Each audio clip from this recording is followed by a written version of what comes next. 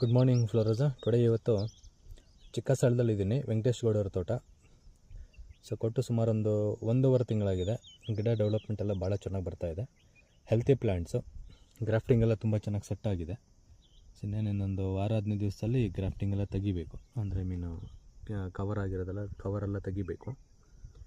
ಭಾಳ ಚೆನ್ನಾಗಿದೆ, ಗಿಡ ಎಲ್ಲ ತುಂಬ ಚೆನ್ನಾಗಿ ಗ್ರೋತ್ ಬಂದಿದೆ.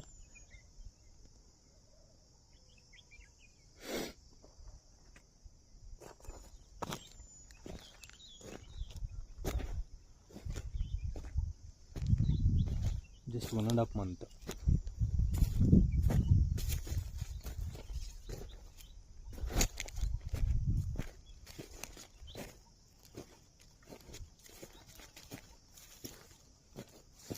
ಸ್ವಲ್ಪ ಹುಳ ಆಗಿದೆ, ಹುಳ ತಿಂತಿದೆ ಎಲೆನ.